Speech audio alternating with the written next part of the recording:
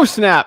What is up, guys? We are here. We're ready to share. We're ready to break everything down. So without further ado, let's really break down the entire process. Without further ado, let's get it going. So guys, yes, we're a little early on the live stream today, but we're doing some technical things with everything, with all the storms and everything going on. So we're doing 1 o'clock today, and we're testing out 1 o'clock. So it's kind of a two birds with one stone type thing. So definitely kind of weird. So I'm all safe and everything from storms and stuff. So we're all good. So we're going to break this all down, guys. So I really want to share exactly how to convert sellers, negotiations, everything like that. So for my visual learners out here, we're really going to hit the whiteboard and really hit this hard.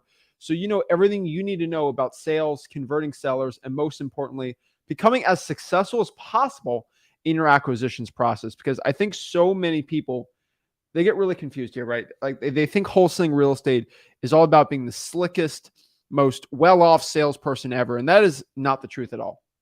The honest truth is the person that has speed and confidence is going to win. Okay. So I want everybody to understand this. So let's break down this concept first. Okay. Acquisition success. Okay. If I can boil it down to a very, very, very super like dumbed down version of this. Okay. We're going to break this down. So this is what I'm going to break down. Okay. Success is equal, especially in acquisitions. Okay. It's going to be your confidence. Confidence plus speed. Okay. If I can really dumb this down, you can also add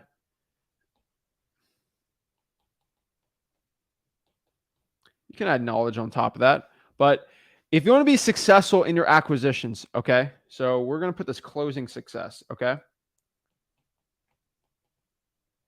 Closing sellers comes back to three key instinctual things, okay? Number one's going to be confidence.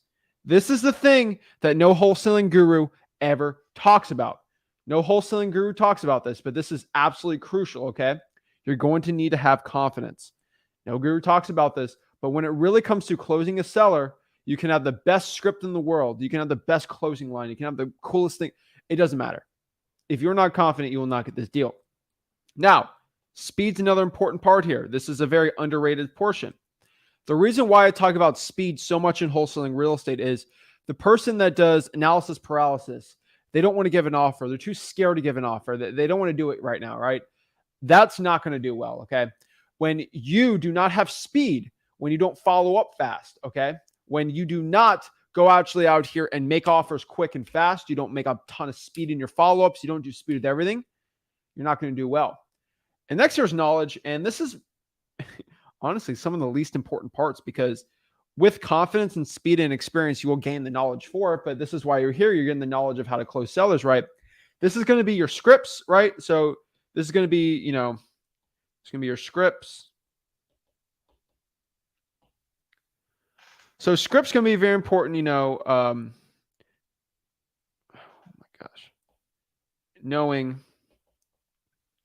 how to say and what to say. And this is a macro, and then we're gonna like deep dive in like the nitty-gritty, like step-by-step stuff. But I want to break down really quick on the macro perspective, then get kind of micro on everything on here. But I want everybody to understand the scripts are important, but if you don't know how to implement the scripts correctly, you're not going to do well, okay? So let me break this down, okay? Your script is two parts, 50-50. I call it, actually, you know what? I'm calling this 75-25, okay? 75% of your script is going to be knowing how to say something, okay? And then 25% of the script that I'm going to teach you right now is going to be what to say. I hope you guys understand what I mean by this, all right? Knowing how to say the closing lines, knowing how to say it is going to give you the most success possible. Not knowing what to say, okay? Anyone can say the line, okay? But it's knowing how to say it that will gain you the success. I want everybody to understand that, all right?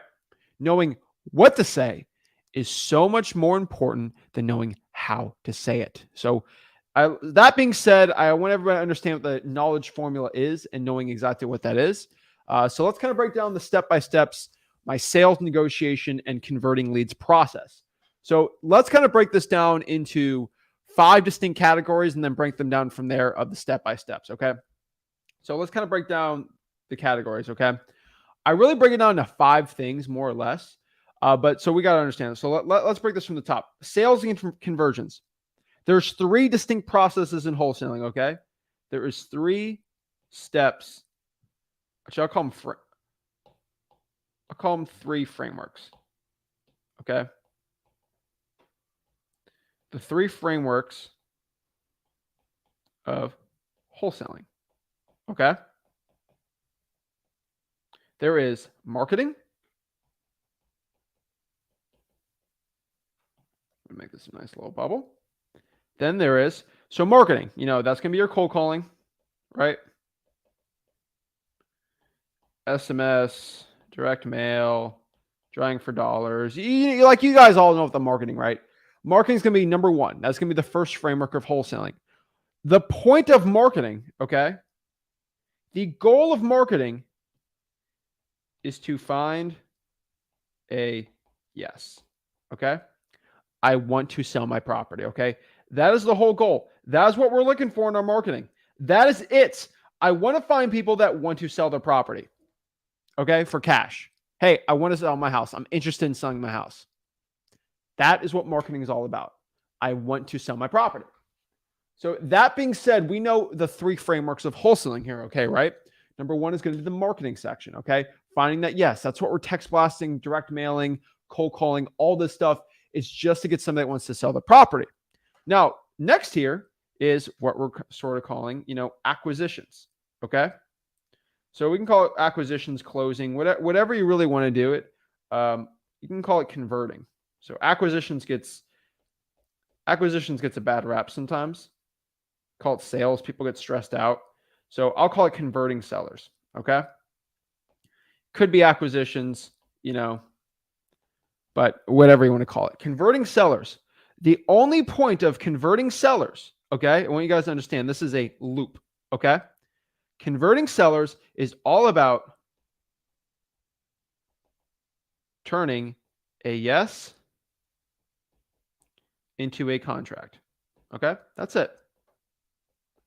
Everyone really likes complicating this. They have these whole acquisitions master classes, 10, 5, 6 grand to learn acquisitions. And what acquisitions really is, what you're paying 6 grand is, you're learning how to turn a yes into a contract. Okay. So do we see kind of we see sort of the motions here, right? We are turning a yes into a contract. That is what we're talking about today. Hey, I want to sell my property. Let's turn that into a contract. That is it. Okay. And then you can go into dispositions. So dispo, these are cash buyers, right? Selling the contract, right? For money, right? That's what it is. So just so we know what wholesaling real estate is all about and what we're talking about today. Okay. So what we're talking about today only, all right, let's get green for money, okay? What we're talking about today is purely converting sellers on acquisitions, okay? This is what acquisitions is. This is what converting sellers is. This is what we're focusing on. So if you know about wholesaling real estate, it is finding the yes is the marketing. Acquisitions is turning that yes into a contract. And then dispo is selling the contract for money. So what we're talking about today, mainly, the only point really, is converting the seller with the sales process, the negotiation, and the conversion and the offers, right? That is what we're doing. So these are the 3 frameworks of wholesaling. Don't get it confused. I don't care what your broke guru got to say about it, but this is how it works. So this is how we convert the sellers, okay? So let's break down exactly how to negotiate with sellers, how to do all these things, and where's the 4 or 5 processes and processes of acquisitions, okay? It comes down to this, okay? Number 1, we have the yes, okay? So someone says yes. So I want to understand the marketing. We're not talking about marketing today, okay? But someone gave us a yes, okay? That's what we're focusing on. So now that somebody gave me a yes, what I need to do next is qualify, okay? And the point of qualifying is making sure that somebody who wants to sell the property is going to be a good fit for a cash offer. Okay. I just, I don't know how to say this the right way to make this the sweetest point, but so many people, once they get somebody that wants to say yes, to try to ram an offer down their throat. And that does not work. That is not how wholesaling real estate should be. You must qualify your motivated sellers. And the reason why you got to qualify is I'm going to tell you that maybe if you have a motivated list, 70%, I would say 70% won't get an offer. For my company, people that say they want to sell their property, I would say 75% of people aren't going to get an offer from me because they're just not qualified, right? And we'll break down the qualification process, all that stuff, but like everyone knows the MCTP, stuff like that. But we're going to break that down a little further in this video. But we're going to qualify them. That is step one here on the conversion and the acquisitions process. We want to qualify the seller, okay? And guys, this is like I want everyone to understand. So I just want everyone to change their mindset really quick when I break this more down. Guys, this is literally like you're in a room, we're in a little hotel, I'm on a stage, and I'm sharing my $5,000 acquisitions process. This is literally a $5,000 masterclass I'm giving right now. I just want everybody to understand this. Like, be in the mindset that you paid $3-4 grand for this information because, heck, everybody knows watching this. If I made a little funnel and charged $2,997 to come watch a web class or a course for acquisitions, this is the information I'd give, and everyone would pay it. So I want everyone to understand this is stuff I could probably charge $2 or $3 grand for. So just keep that in mind when I'm saying this. Okay. Act like you're actually paid for it. You'll take the attention and they actually do it. Okay. Next, qualifying the seller. So we're qualifying the seller. That's the first thing. All right. Next, we're going to do is we're going to call them back and basically, get some information from them. And then we're going to call them back. So the next part here is going to, I'll call it underwriting. Underwrite the deal, which pretty much is find offer. We look at comps. We look at what the property's worth. We sort of look at what the property's worth. So we figure out if we put it under contract, what we can sell it for, right? So we qualify the seller first and foremost. We got to see if they're motivated. Okay. Now we got to underwrite the deal and see what the property's worth. From there, we're going to set the appointment with the seller. Number 4, we have the appointment. And then on the appointment, we close, AKA give offer. Now, this could be the point here. Number 5, I just call it follow-up, okay?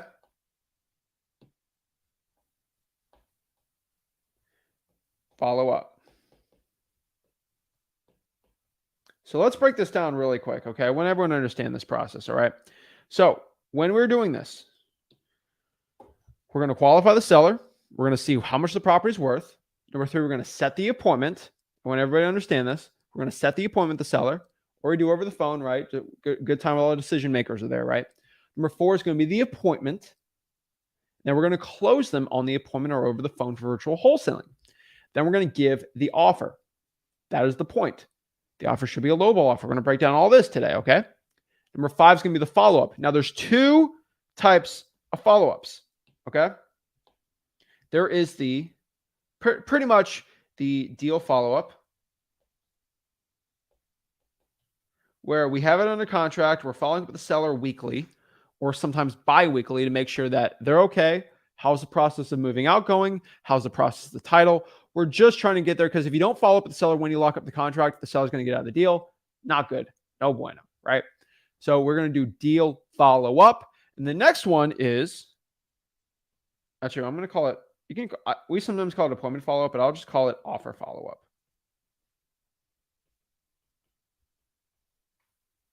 And this really is, they said no to our offer. All right. So I just want everyone to understand that the deal follow-up is different than the offer follow-up. Okay. And I see some people in the comments, if you post a Discord link on here, I'm literally, you're going to get the axe. All right, buddy.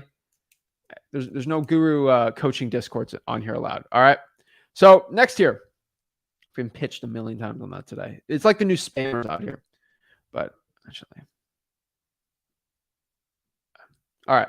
So the deal follow-up is very important because the deal follow-up, when we lock it up, we want to make sure the seller's okay. We don't lose them, right? If you don't follow up, the seller's not going to trust you, not going to be good, right? Next year is going to be the offer follow-up, right? The offer follow-up is when they say no to offer. We can keep following up, guys. I would say there's a nice little split here. On all the no's I get, I follow up. Usually, I would say, so they said no to my offer. I'd probably do it weekly, okay? So once a week is good. This one, 1 to 2x a week. All right, for the deal follow-up, right? So that's really the process of the acquisition. So I am giving a little more of a macro perspective on this, but I'm telling you guys, this stuff stinking works, okay? So let's kind of break down each one in a very, very specific way so we can understand it, right? So what is qualifying the seller? Okay, so qualifying the seller comes back to the most important thing. So if somebody says, yes, they want to sell the property, sometimes during the marketing, we have to sort of do both of them at the same time, right? So how do I actually go out here and get the seller to agree to an appointment, maybe sell it for a lower price? How we get this all going, right? It all comes down to this nice word that is hammered in wholesaling, which is rapport. Having a seller trust you. Okay, so this is a lot about trust and likability. Have the seller like you. Okay. This is a common psychological sales hack that has been done for centuries. Every single book about sales is about this. People want to buy things from people that they like. And how does somebody like you? They can trust you. You're funny. You have some commonalities. It's kind of like being friendly with somebody.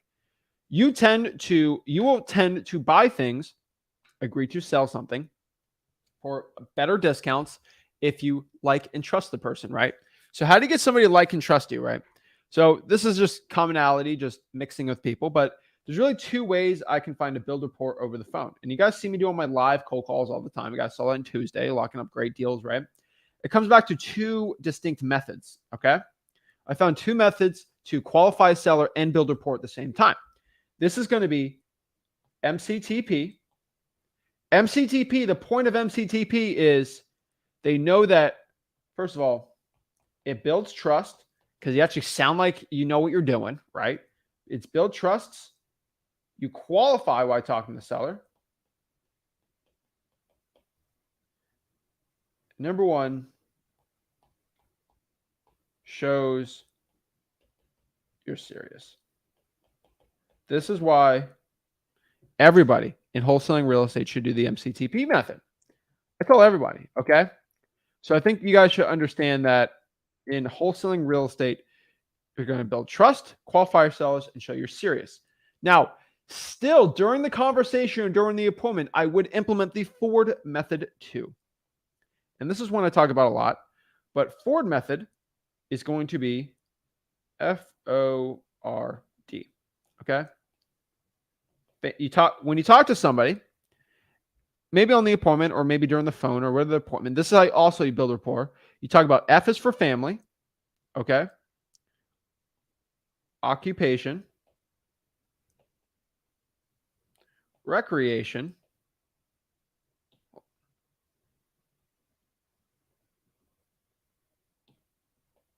I'm just going to spell this quick. All right. And then D is going to be for dreams. So really, like, this is the Ford method, but really, like, what does this mean in like really simple terms? Talk about kids, aunts, and just like, I don't know, relative like family, right? Stuff like that works really, really well, right? And so like, it's like talking about like, hey, where are your kids from? Where you're like, do you have any family around here? Like, are they up in north? Is that why you're trying to sell? Just understand that. Work. So occupation. Hey, like, what do you do for a living? Like, is this going to affect your job where you're selling, right? Like, this is very important stuff to ask. Recreation. Hey, I love, I agree why you're moving to Michigan. We actually have some buddies that do boating over there. Like, you try to bring up what they like to do for fun. Okay. Trust me, if you can find things like that, usually when you ask seller's questions, they'll reveal it to you. And then D is going to be dreams. What are you looking for in the future? Like, well, why are you looking to sell the property, right? And this is where it all brings down. If you can ask these questions when talking to a seller on the qualification process, you're going to build that rapport. Because this is stuff we do in the beginning. When it comes to the close, they're more likely to go with us and agree to sell the property to us, right? So I want everybody to understand that, okay? So let's kind of break down the MCTP. So this is qualifying. So I took MCTP for the last one, but let's talk about MCTP, okay? So MCTP. What the heck is that? So I want everybody to understand, when you're talking to a motivated seller and you want to see if they're a good wholesaling deal, you have to remember 4 distinct questions. MCTP. All right? MCTP stands for motivation. Okay?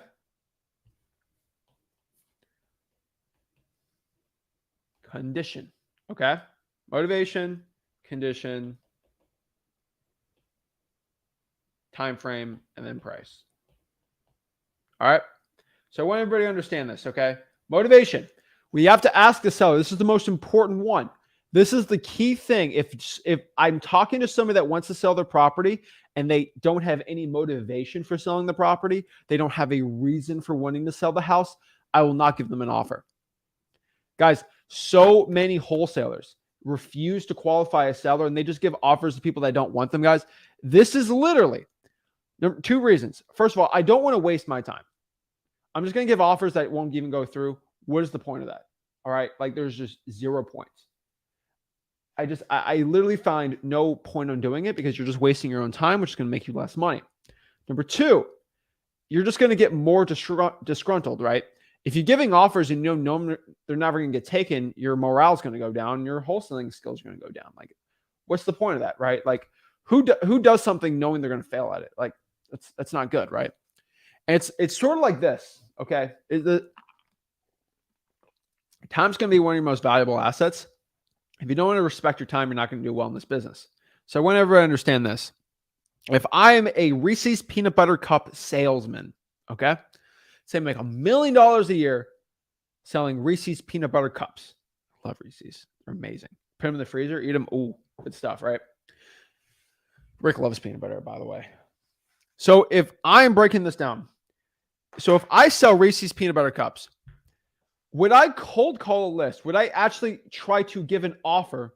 Would I try to sell my Reese's peanut butter cups to a list of people or people that I call them and say, hey, are you allergic to peanut butter? Yes, I'm extremely allergic to peanut butter. I'll go to the hospital if I have any peanuts or peanut butter. Okay. Knowing that, would I go into a 45-minute presentation on selling peanut butter to this person? A Reese's peanut butter cup? That makes 0 sense. I will literally get laughed out of the room. I'm going to feel terrible. My morale goes down. I'm not going to think I'm too well. And I just wasted 45 minutes of my time. I could be selling to somebody at the peanut butter lovers convention, right? Like, you're just wasting your time. And so that's the way I look at wholesaling, right? Like, you can really spend 40 hours a week on acquisitions, but if you know how to qualify a seller and only talk to the people that actually want to sell, you can bring that to like 10, 15 hours. Like, this isn't like insane effort to do, right? It's not time consuming. It's only time consuming if you talk to people that don't actually want to sell the property. This is the big issue in acquisitions. If I'm looking to make $30,000, $40,000, $50,000, I have to build that rapport. I got to find someone that's qualified that actually wants to sell the property, and you got to go from there. When you don't do it from there, that's when your skill set is not, you're not really emphasizing your skill set, and it's not going to help you out too much. So I just want people to understand that too. So motivation, if somebody doesn't have a why on why they want to sell the property, they're not willing to sell it at a discount. Okay. You have to you have to get the property under contract for a discount. So I'm going to ask the seller motivation. So what is motivation? Hey, Mr. Seller, why are you looking to sell the property? Why are you looking to sell it? Right? Like, change a job, just want to get rid of it. Are you sick of tenants? Like, what is the reason why you want to sell the property? You know, maybe a family member died, they live in the house, they just want to get rid of it, right? That is the point. If the motivation is not good, it's most likely not going to be a good deal. And you don't have to waste your time talking to the seller, right? Number 2, condition. What is the condition of the property? Is the property in good condition? Does it need a lot of repairs? Does it not need a lot of repairs? Is it an ugly house, nice house? How old's the roof? Things like that. 3 is time frame. When are you looking to sell the property? Is this something you're looking to sell in a month? Is this something you're looking to sell in a year? What is the time frame for selling the property? Then lastly is price. How much are you looking to sell it? What's your ballpark range on selling the property, right? This is what we have to understand. So when we're looking at the motivation, condition, time frame, price here, I want people to understand this, that motivation is the most important part, okay? This is good. I want you to understand this. When you're talking to a seller on these principles right here, just understand that price, I can always change somebody's price, right? I can just give them a different offer. I can always change, right? I can make somebody want to sell their house less or more. I can change that, right? I can't really change the condition of the house, but technically I can repair the house. So it is good because if the condition is worse, I can just get a lower price, right? I just get a lower price, which means I can change the condition to better or less, right? That can change. I can even increase my price if I have to. But motivation, I can't make somebody more motivated or less motivated to sell the house. I can't, put a lien on their house. I can't make them go into credit card debt. I can't, bring somebody back to life. I can't do this stuff. Okay. I can't make them not arrested for, their 7th DUI, which I've had sellers like that. You can't change motivation. So I want you to understand that motivation, since I can't change it, that's going to be the most important thing I want to focus on. That is it. Guys, I had a conversation with somebody on Tuesday. I closed the deal. And the number one thing I talked to them about their motivation. Like the price, the guy's initial price, I just want everybody, like, if you want to go back to my live stream I had Tuesday on my cold call, it's really, really good. His price starting out was, I believe, what's that? 120. That's the price he told me he was firm on when he did to sell it, right? I started giving my offers. I started negotiating with him a little more. I asked him, like, what really works, right? Like, I just asked him off the bat. He went down to $100,000. Okay? That was the counter. I just brought him down $20,000 all in that live stream. You guys can watch it. It was on Tuesday, my cold calling one, okay? Now, this was not good, but he did this. Actually, no, I went back here. He was at that. So I recountered him and said, you know what? I can do 70. He initially said yes, and then he called me back, said he can't do it. And so he then brought it back up to $80,000, and we agreed on that one. So I want you guys to understand that price, a lot of you guys get very, very stressed over price. If the price isn't perfect, the first offer, it's not going to do well. I want you guys to understand when it comes to negotiating in prices, especially in wholesaling, that it's a very fluid thing. It moves up, it can move down, it can go all over the board. So I don't focus on the price off the bat too much, because if the motivation is there, if we have the motivation, I can always bring the price down. If the property has a bad condition, I can use that to get the price down. Time frame, they need to sell quicker, I can bring the price down. Okay? These are the things. This is why I focus so hard on MCTP, because these are the factors that are going to help me bring the price down. You can actually watch the live stream. This is what really happened. It took me 45 minutes to close this person, but it was fine. We guys understand that price is a very moving target. It's a very, very moving thing. And I can always go down in the price. I can't go up in the price. They can try to go up. I mean, I can't.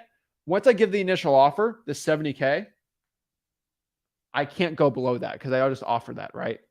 You can always go up. You can't go down. So we guys understand that if somebody gives me a price of 120, I don't care. I focus on the motivation. And you need to focus on the motivation too. That's going to be a very important concept for you guys to understand, that the price, I can always bring it down 40, 50K all day. Like if the motivation's there, I can bring it down all day. It like legit doesn't matter to me. I could care less. And once you understand that, it's a very fluid thing. If you know what the skill set to do, you're going to be fine. So that's qualifying sellers. Okay, we're going to ask that question. And then there we're on number 2, which is underwriting the deal. So basically we talk to the seller, say, you know what, this seems very interesting. You know what, let me go talk to my partner on this. Let me give you a call back. Maybe we could set something up for me to go see the property, right? That's it. That's underwriting the deal, right? We're not getting underwriting too much today, but like really what underwriting is, we just want to find our offer. So our offer is going to be ARV minus repairs times either 70%, 80%, or 83%, even up to 85%. Most wholesalers, I went before everyone goes screams at me. You already know I'm right. ARV is very inflated for most wholesalers. They use ARV from 6, 7, 8, 9 months ago when you really got to understand what the ARV is currently today. So these offers still work. ARV just goes down. Okay. So 70% is going to be roughly 120K or under. Let's make this red. So if your ARV is 120K or under,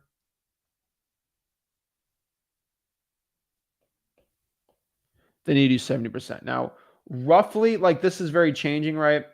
If it's 120K to, let's say, 220, I would probably use the 80%. And then maybe 220 to 2.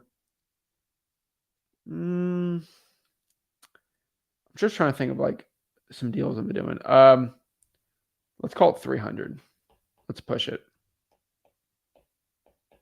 You can use the 300K, right? And then anything really above 300K plus, I'm a little more comfortable on 400. I'm just write 400 here.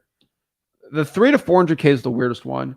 But if it's over 400K and you know that above, I would probably use 85%. This is kind of like LA, California type stuff. That's where you're going to be the most comfortable, right? So I just want everyone to understand that ARV is kind of a weird thing. It can always change. It obviously can. I just want everybody to understand that and how that stuff works. So that being said, we know how that's going to work. We got to figure out what the offer price is. So ARV, we look at comps, right? Look at comparables. If you see the repair costs, things like that. Go to right here at freewholesaling.com. We sort of break that down in very grave detail. The underwriting can be done for you. I see people in underwriting, they have marketing do it, right? So some people do it all over the board. But honestly, like, just find the comps for it. It should take you 10 minutes to find it, what property sold for. Really, the point of ARV is we're going to just find comparables. So I'm going to find a 3. So if our house is a 3.2, 1250 square feet, right? Built in 1982. What I'm going to do is look for other ones. So maybe here, this is going to be our subject property. Maybe I found a 3.2, 1100 square feet, right? 1987. That sold for $174,000 4 weeks ago. Okay. I found a 3.2, 1,400 square feet, built in 1974. Sold for like 150. Okay. And then let's say I found a 3.2. Let's do this 2 months ago. And I have a 3.2 that sold for 1,000 square feet, built in 1991, sold for like 200. Okay. So this is all over the board, but this is like 3 days ago. Okay. The problem is this one's super renovated. So what we're going to do is just find the average price per square foot. And that's how we're going to figure out what the property's worth. Now this is very, I'm like blazing through this, but what we're going to do here is we're just going to multiply this. So 174,000 divided by this number is going to be roughly $158 a square foot. Okay, boom.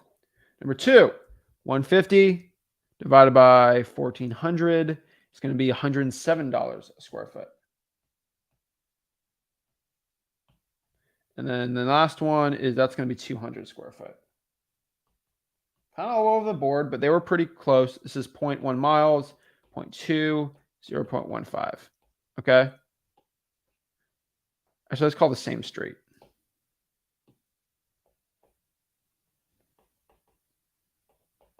So knowing all this stuff, we're just going to find the average of these three.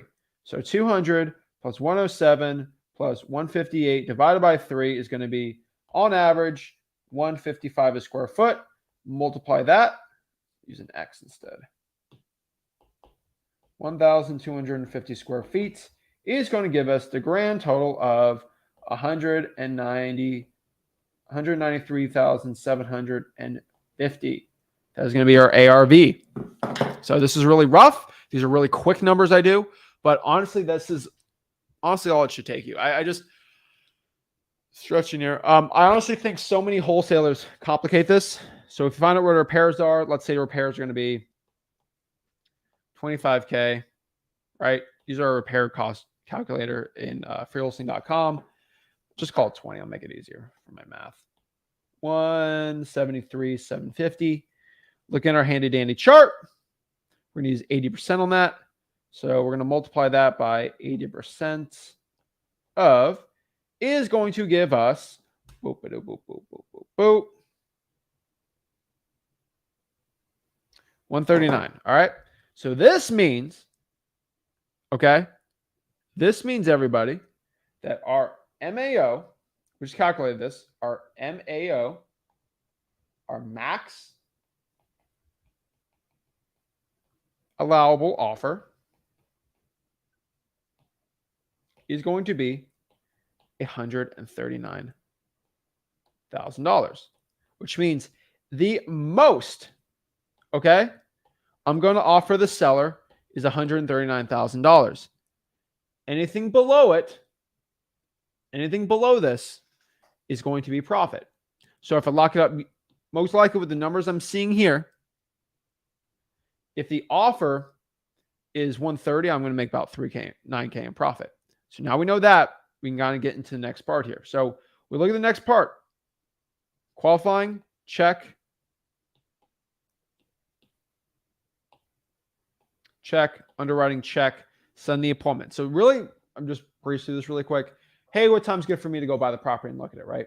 That's pretty much it, right? So we're going to set the appointment. Now we're on the appointment. We're over the phone. We're doing whatever we're doing for our acquisitions process, right? Just want you guys to understand this. We're going to try to set the appointment now. Setting the appointment is critical for your success. If you are not setting the appointment, you are not doing well, because you have to have an appointment before you start doing the low balls, right?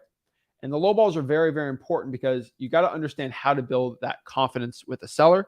And if you're confident with your offer, you're going to do very well. So remember, we have confidence on this. So let's kind of set the appointment right here. So now we're ready to set the appointment. We're at the appointment here. What's the process right? We're just going to walk through the property. We're going to look at it. We're going to talk, build that rapport, ask questions. And then at the end of the day, we're going to get to the offer. And really, there's honestly what I've seen, 3 or 4 offers you can give, right? And this is how sales and negotiation really goes. We're talking to the seller. We're looking at the house. We're talking about the property. We know going in, the most someone offers 139. Okay? That is it. I want everyone to understand. The most someone offer is 139. I'm not going above this. I am going to go below it, actually. So knowing that, when we're talking to the seller and we're about to give our offer, we know our offer has to be below 139.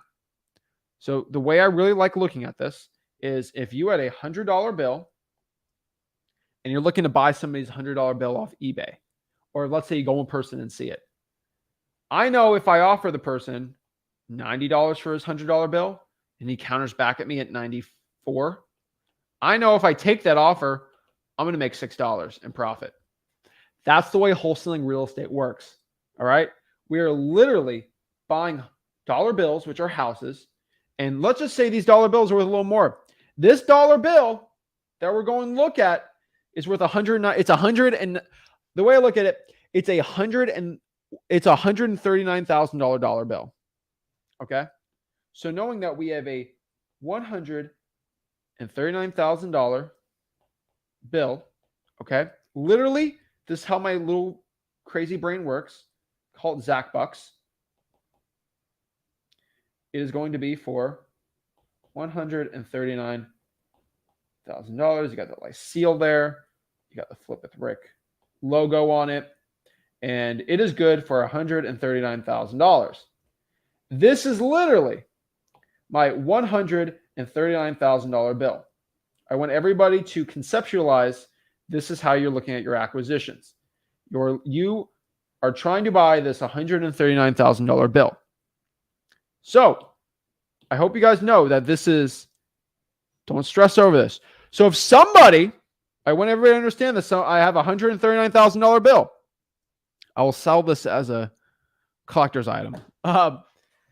Knowing that if the seller, if I'm negotiating with them and they want to sell it to me for $150,000, that is not a deal. A lot of wholesalers think, I'm just going to lock it up for $150 just to lock it. It's a $139,000 bill. You ain't changed the number on the bill. You can't change the ARV to make it seem like you know what you're doing, or like because you think it. You can't be all willy-nilly to repair. This is what it really costs. Okay, this is a $139,000 bill. $150. No way, Jose. $131. Hey, that's an $8,000 check. I like that, right? And this is the way you look at it. And so the one thing I want everybody to understand is there is no limit. Okay? There is no limit to what we get this thing under contract for. Just because it's a $139,000 bill, there's no limit to this. All right? Just think about this for a second. There's no limit to how low we can go. So that means I'm allowed. Zach gave me the rules. He said I could offer $90K for it. Why not? Heck, if it's $90K, I'll make $50,000 in profit. Is there anything against that? There's no law against that. You make $50K in profit. I do it all the time. I show you the proof. I show you the HUDs. Like, you can do it, right? There's no limit to that. There's no way. Like, there's nothing stopping you from doing it. It's all in your head. Because I got to offer 130. That's the most I should offer. That's the least I should offer. Fine. Like, don't make the money then, right? Like, it drives me crazy when people do this, but this is what this business is all about. So knowing that we have a $139,000 bill, this is the best conceptualizing I can do on this, right? There's only 3 ways we can really offer the seller on this for their house. And really, this is equal just to a home.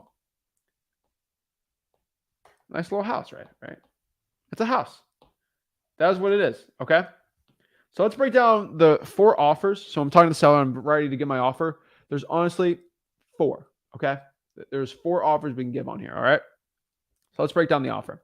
So offer number 1 is just going to be the lowball with reason.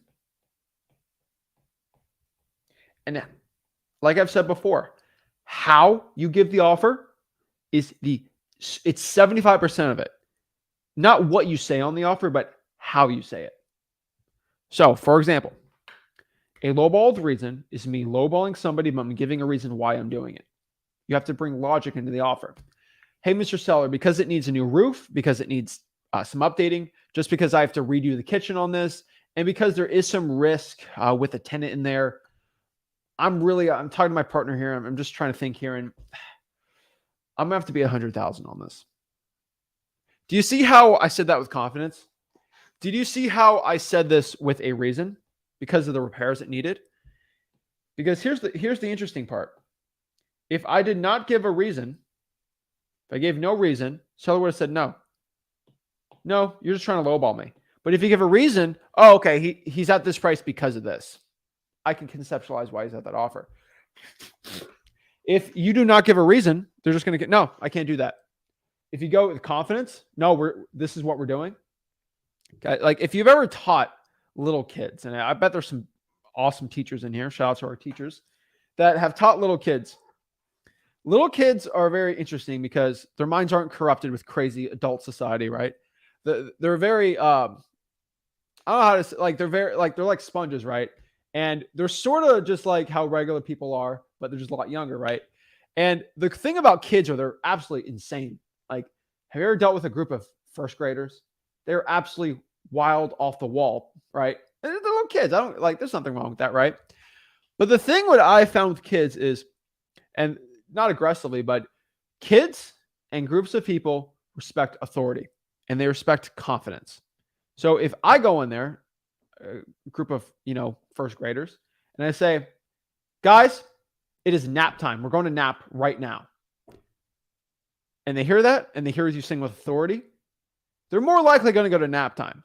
Now, if I go and tell them, hey, I think it's nap time. We should go to nap right now. They're not going to care. Okay. Like, have you ever, I think teachers can, I remember being in the lines in first grade, going to lunch. I had a teacher that was just like willy-nilly. Oh, can we all get in a line? Okay. Your guys are doing great. Versus Get in line right now. Boom, boom, boom, boom, boom. Do it like that. Okay. Boom, boom, boom, boom, boom. Guys, we're getting in line now. We're going to lunch. People respond to that so much better. It is the same exact thing when giving our low ball. I mean, can you do $100,000 for the house? Can you sell it to me for 100? Like, if I don't say that with comments, all right, that Bernie guy's out. All right, y'all blocked, buddy. But what I can tell you is if you give confidence with it, right? I'm at $100,000 on this because of this, and this. This is what I can do. This is what I need to do. This is where I'm at. Versus, I can do 100. 100 is my offer. Guys, is how you say it. If you have a confidence and authority, you're good. I'm not calling these adults, first graders, 8-year-olds, right? But like, they're going to respond the same way with confidence. Why do you think we have leaders out? Like there's leaders in like other countries that were like, 60, 50 years old that can't have a group. They're terrible generals, but you have like 25-year-old generals that go out here and just destroy it with confidence and authority, right? Like Alexander the Great, was it like 20, 21? Started conquering the known world. He was young. He had confidence. Now he had Prince Philip II from Macedonia helping him out, his dad. But like, you look at all these great leaders and they all have the confidence. And if you want to be successful in this business, guys, no other YouTube channel talks about this for sales because it's all behind the $4,000 or $5,000 sales program. But if you give a lowball reasoning, you'll do very well. So give a lowball with a reason. Number 2. This is my personal favorite, but it's the good cop, bad cop. All right. So the good cop, bad cop. So we are good cop. Our partner is bad cop. So I'll put this to Rick. Rick is bad cop usually when I give offers, right? So Rick is bad cop. He's the crazy guy, right? The point is, so let me answer one thing. I always get people that always say this. So Teresa says this, right? So I saw what Teresa said here, and I think that was pretty interesting. She brought it up. So this is why I have the good cop, bad cop approach. This is why I'm sharing it. This is why I think you, Teresa, should probably do the good cop, bad cop approach. Okay. So Teresa says, thank you for this. No one talks about the reasoning, and that's why sellers get upset. That's true. But the one thing I see a lot of people talk about, she doesn't have this objection in her mind, but some people watching this do have that objection. Here's the funniest part. Oh my gosh, if I give a low ball, I'm so worried that the seller gets upset. If I give a reason, they're going to be less likely to get upset at me. But they still might get upset at me if I do that, right? Here's the funny part. If I do a good cop, bad cop approach, if the seller's upset at me, they physically, mentally, and psychologically, they can't have me upset at me. They can't. It's like almost impossible for them to be upset with you. Because if I give, hey, I see you have a $139,000 bill and they know it's worth $139,000. Would you take $100,000 for it? Oh, no way. Get out of my dang house. Screw you. Bad word, bad word, bad word, bad word, right? Like just, some people are like that. If I give a reason, because the inflation, I'm going to have to be at this price. They're going to be upset. They're going to be a lot less upset with you, but they still might be upset with you. Here's the really cool part about the good cop, bad cop. If I use Rick as the bad cop, because whoever's bad cop is conveniently never at the appointment or never there or on the phone or near you, right? Hey, Mr. Seller, I was talking to my partner, Rick, on this, and he looked at the dollar bill here. He looked at the house. He told me roughly he wanted to be around $95,000 on this. What? No stinking way. I ain't going to be at 100. No, I'm never doing that. No. Whoa, hey. That's Rick. Like, he wants to buy things for $1. He wants to buy things for $4 and make $1 billion on every single house. Like, he's crazy with this stuff. Like, he always wants to buy things cheap. This is why I'm here. I'm the reasonable one, right? Like, that's why I'm trying to see if we can find something that works, right? I'm just telling you what he was thinking. Oh, okay. Now they're not mad at you anymore, right? So you are the bad cop is going to be your partner who's not there. Heck, guys, if you're watching this, just say you're the bad cop's me if you have nobody, right? Zach's my bad cop. Tell my partner Zach. If they say Zach who and you say Zach Ginn, we're going to have some troubles. But just say good cop, bad cop, all right? Have a partner, though. Usually a cash buyer, right? But good cop, bad cop. We better be JVing if he's me as a bad cop, though. But I just want everybody to understand that you are the good cop. Ooh, what is that? You're a good cop. Partner is the bad cop. That being known, this is going to be a very powerful approach for you. So I give a lot of low balls. Nobody ever talks about this approach. It works stinking so well. So that is the good cop, bad cop approach. I want everyone to understand that that type of offer is very powerful. Use it to your advantage. If you don't use it right, you're not going to do well. But the good cop, bad cop approach, you should do it. Most people don't even give offers like that still. Your competition ain't doing it. This is why you paid me $4,000 to watch this video, right? Because this is great information. I'm just telling you, this is stuff that gives me millions of dollars every single year in assignment fees, right? Now, there's two other ones, right? I call this the seller first method. It's not bad. And I do use it all the time. So I just call it the seller first method. So the seller first method is sort of two things. Okay. I just want everyone to understand that the seller first method is two things. So you're just asking the seller how much they want to sell the property for. Oh, I'm looking to sell this for 120. Can you do 100,000? Can you do 90,000? Like you negotiate from there. Not bad. Now, if you ask them what they want to sell the property for and you get their price first and they say, oh, I have no idea, I can't sell it, or I don't know. There's really two ways to do it, right? So this is kind of 3 and 4. So I'll call it 3 plus 4 kind of together. But usually they give their price first and you're good to go, right? So actually, let's call this 3. Now, what if they say, oh, I don't know. I don't know how much I want to sell the property for. Oh, I have no idea. You give them two things. Number 4 is going to be the volley method. How do you counter this? Counter this with 4. Okay. So it's going to be the volley method. So it's like playing volleyball. Ever play volleyball? You hit the volleyball, you volley it over the net. They bring it back. You volley it over the net. And you just keep pushing it back. Well, Miss Shelley, if you did know, what would it be? Well, you probably have an offer in mind. Like, if I was going to buy this, what would it be? You just keep asking the same question in like different ways. About 4 or 5 times they give up and give you an offer. That's Rick's personal favorite one. I use instead the dollar bill method. So the dollar bill method, okay? Dollar bill method. And the dollar bill method is pretty simple. I've devised this on my own because I'm a nutty, crazy person. But the dollar bill method pretty much states that if someone says, I don't know what they'll sell the property for, you ask this. Hey, Mr. Seller, I mean, would you accept $1 for the property? You see how I'm saying that in a lighthearted mood? I'm saying that in a very nice and happy mood because the dollar bill method here, if it's obviously a joke. I'm not going to buy somebody's, $140,000 house for $1. But like, it's such a joke that if you say yes, we'll write it. Remember I said there's no limit, right? Right? There's no limit.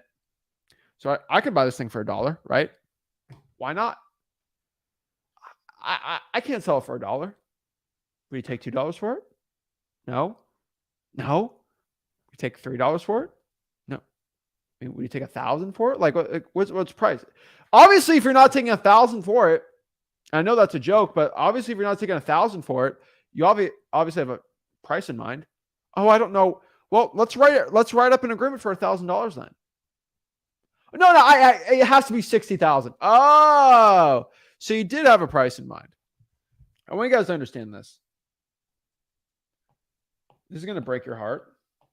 Sellers will lie. I want you guys to understand this. Okay. This is a very shocking statement for you. I want everybody to understand this, but your motivated sellers, a lot of them will lie. And when they say they have no idea and then they actually had an idea, that's just another part of lying, right? Your motivated sellers will lie to you. Just don't get offended over it. They're going to lie. They'll tell you the house is better than what it is. They'll tell all this stuff. It doesn't matter, right? So you guys understand sellers will lie. All right. That's basically closing the deal. And really how you close the deal is you get the offer. We accept the offer. We get the contract, right? So you write up the contract. Usually I have it. Just go to freewholesaling.com right here. Our free real estate wholesaling contract is right there. And really, that is how we do it, right? That is how we get the property under contract. We just basically sign it from there. Freewholesaling.com show you how to fill it all out, right? And then from there, we have the follow-up section, right? So let me show you really quick. Got a lot of notes here. Next is the follow-up, right? We have deal and offer follow-up. So let's kind of break these two things down and then, yeah. All right. So last one, number 5 here, is going to be follow-up. So deal follow-up is just going to be, we're going to follow up 1x a week, 1 times a week. And really what this is going to be is, hey, Mr. Seller, just seeing how everything's going. How's the closing going? How is everything, the title, looking to move, stuff like that. You're just following up, guys. When you don't follow up with the seller, you're prone to lose the deal. Because if they don't hear from you, they don't think you're serious, they don't have that trust, it's not going to do well. Okay, it's not going to do very well. So you won't do well on that one. And then the last one here is just the the offer follow-up. Oh, Lord. So they don't say yes to your offer. Hey, checking in, see if things going on. So I'd probably do this maybe 2 times a week there, but 1 times a week or 2 times a month, whatever, how hot the lead is will determine that. But just understand, like, this is where we're at on this, right? And so most of the time, most of these deals are just going to basically die with this, but about 25% you can revive. Just keep following up with them and you keep persistent, you'll do well. So that's how that works. That's kind of my acquisitions process. The one thing I do want to break down really quick too is, what if sellers, and I just want everybody to understand this, is there's going to be some interesting things. So if you're dealing with a difficult seller, I do want to break this down too for everyone that's dealing with difficult sellers, that most sellers will say no to you or not deal with you or be difficult with you based on, I found 4 really key deliveries, or 4 key reasons. Okay. So why sellers say no. All right. Why do sellers say no to you on your offer? I want people to conceptualize this. Okay. Number 1 is going to be price. Pretty simple, right? I think everyone understands that. Number 2 is going to be trust. Your sellers won't tell you this. They'll just say no to you. Number 3, this is super, super duper important, but I think a lot of people understand this, that a seller say no because you did not condition. All right. And that's going to be the last thing we're talking about is conditioning. But number 4 is really going to be a bad lowball. Okay. So how do we price up? You got to give a reasoning and logic. Say, hey, why don't you just go with a realtor if you want to sell this thing for the most amount of money possible, just go with a realtor. Okay. That's going to be your best thing you can do, right? Number 2 is going to be trust here, right? If they don't trust you, you didn't give them certainty on that, right? Tell me, deal with the title company, deal with the cash partner. You'll be pretty good on that one. Number 3 here is going to be conditioning. So we're going to bring a conditioning. Let's bring this to the end here. And the third one is bad lowball. If you lowball the bad delivery, you're not going to do very well, right? And then just got to remember, guys, in wholesaling real estate, people make a yes. People choose. To choose to sell the property, it comes to a matrix, okay? So sellers decide to sell on 3 key principles: emotion, logic, or fear. This is how or when a seller decides to sell. They will either decide to sell based on emotion, logic, or fear. Now, I've personally found in wholesaling real estate that, especially with these sellers, I'm trying to think here, I would say 85% are going to go off of emotion, 10% off of logic, then 5% over fear. So when you give an offer, they're going to make that decision based on these 3 principles. Emotion, I want to get rid of the property. Oh my gosh, I got to just get rid of it. I'm so sick of this property. Blah, blah, blah, blah, blah, right? 85% they're going to choose based on emotion. 10% off of logic. Is this the logical right thing to do? Most of logic comes from price and ease of the cash sale. This makes sense because it's easy for me, right? And then fear is basically, if I don't sell this thing, something's bad is going to happen. I'm going to lose the house. I'm going to lose some more equity.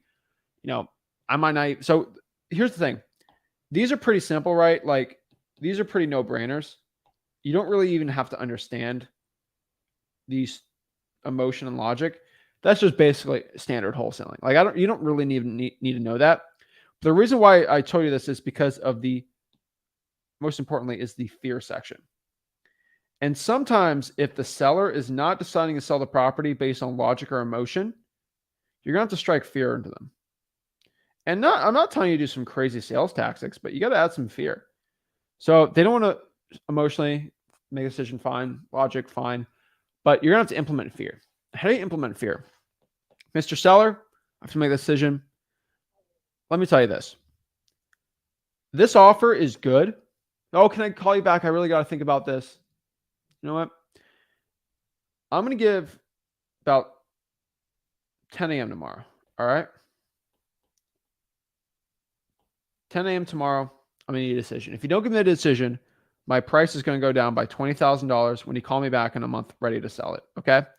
Interest rates are going up. Prices are going down. I can't lock this thing in. Okay? Lock it in by 10 a.m. tomorrow. If I don't get a call back, then it's not going to do well. And honestly, I can't buy this property. I have a lot of everybody wants to sell their house right now. You strike fear, 5% of them, you can't close them. You will close them based on that. Again, something nobody in wholesaling real estate ever talks about. I implement this business. That's how I crush it. I want people to understand this, why people choose it. So let's talk about the last and most important part to conditioning a seller. All right, conditioning the seller. So when does the seller choose the condition? So let's talk about conditioning a seller. So when you give an offer, there are 3 things your seller is going to say. 3 things. There's only 3. Number 1, yes, I want to sell the property. Yay. Number 2, no, I don't want to sell the house. Sad, right? So we're understanding this, all right? Red is bad, right? Oh, no, no. Money, green. Yes, they want to sell the property, right? So most people think they give an offer, it's going to be a yes or no. It's a binary yes or no thing. It's not. There's actually a 3. And unfortunately, this is the depths of despair for wholesaling. This is the worst thing. So the coolest part is no. I can walk away from a deal. Like I want everyone to understand you're not going to get every single deal. Okay. You give an offer, you're not going to make every single shot. Kobe did not make every single 3 he made. All right. He didn't. Ray Allen didn't do that either. You're not. Steph Curry doesn't make every single shot. Okay. It's the name of the game. If you made every single one, it'd be too easy, right? Yes, obviously great deal. The thing is, if it's a no, I can just follow up with them, right? So if somebody gives me a no, I can follow up and kind of get a pathway to a yes, right? There is a pathway to me getting the deal still. Yes, this pathway, it's already done. The worst one possible is what we call a maybe, all right? This is literally, I'm going to make this like gray because it's just like sad. All right. It's just like, it's honestly just this. It breaks my heart every time I think about a maybe. When somebody tells me they get a maybe is the saddest, most depressing like thing in wholesaling I see, because a maybe you're in like limbo, right? Like you're in like a purgatory of wholesaling where they're thinking about it. So you can't even follow up. You can follow up. But they can just say, hey, has anything changed? Maybe. Are you going to take this offer? Maybe. Are you talking to other sellers? Maybe. Maybe. Like, it's sad. It's absolutely terrible. Like, so what you can understand is maybe is a defense mechanism. Okay. So what maybe is like, remember, I'm talking about elementary. I don't know why I'm thinking about elementary school. You ever play tag in 1st grade? The worst kids when you play tag is when you play tag and like you catch the person after chasing them, you're about to tag them and they say, pause. And they walk over half the field and they say, unpause. It's like, that's so stupid. I hate that. This changes the game, right? I hate that. You can actually, there's a way, like in tag, say, hey, no pauses. All you got to say in wholesaling before you give the offer is, hey, before we give you the offer, no pauses. You can't say pause to my offer. Because what happens? Hey, Shelly, what do you do 100,000? Pause. That is what the maybe is. It's a defense mechanism. So if someone's about to tag me, I hit pause. Stupid. It's like playing pause in a video game. Like, it's not even fair. and then you lose out on the seller and you lose out the deal. And usually on a maybe, they're just going to get more offers than you lose out, right? So how do you get rid of the maybe? You get rid of the maybe by conditioning them. So you basically say, hey, Mr. Seller, before I go and talk to you, before I actually go see you in wholesaling real estate, before I actually give you, really look at it and maybe we come to an agreement or anything, just so I don't waste your time or my time, before I go see you, are you ready to make a yes or no decision on selling the property before I go meet you? Are you ready? I want you guys to understand this. If the seller's not willing to make a yes or no decision, they are not motivated, okay? They are not motivated.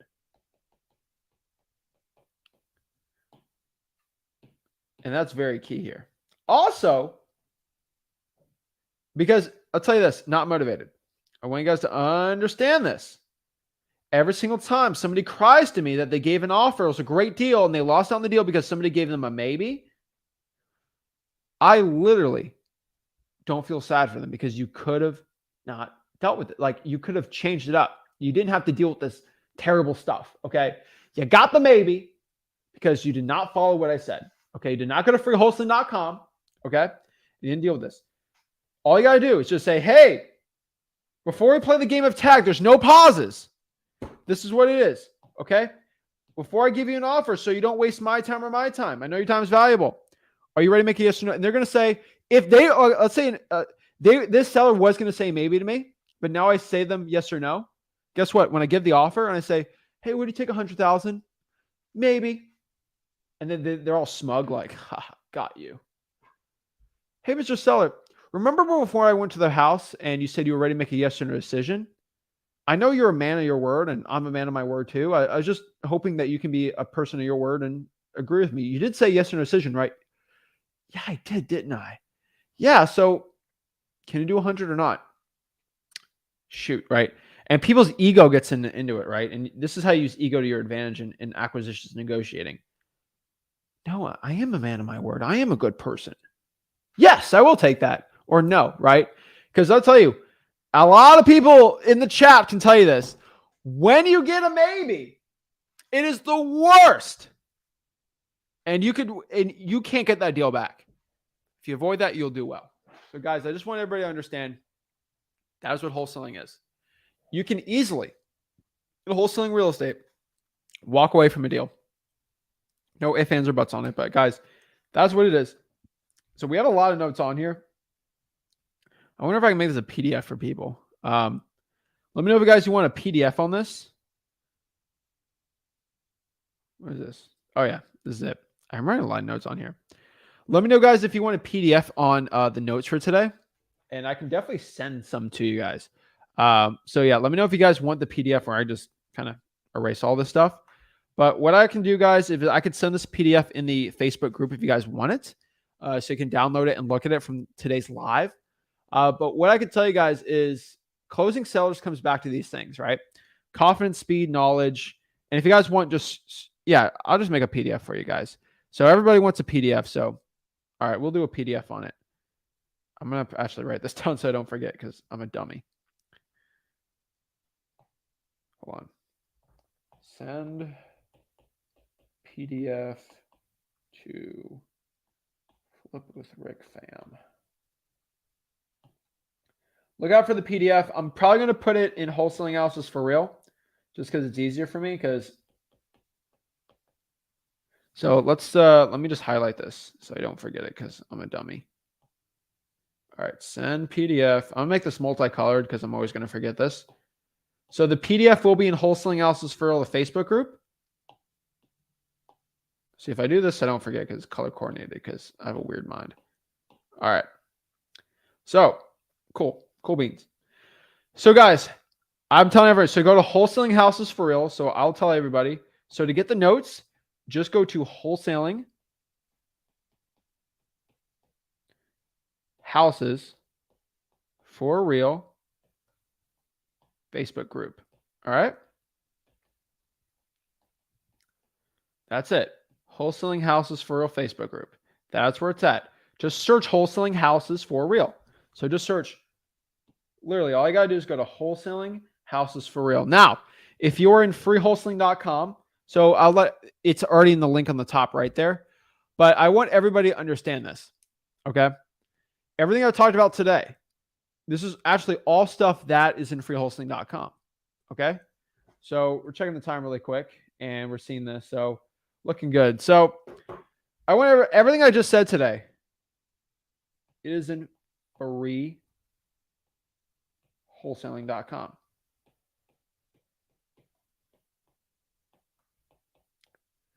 Okay. It's a free wholesaling course. Okay. This is not like I'm trying to sell you at the end here, but this is like, I want everybody to understand. That's why I have it here. You got to go through the course. It teaches everything you know from the A to Z part of wholesaling, right? And that's how you're going to break it all down. I just want you guys to understand that everything I say is at freewholesaling.com. 95% of your questions will be answered at freewholesaling.com. If you guys go to freewholesaling.com, join it. It's free. I'll send everybody a PDF of wholesaling houses for real. Okay. Can I make a link on it? I'm just going to send a wholesaling house for real. I'll just post it. I'm just going to post it on there.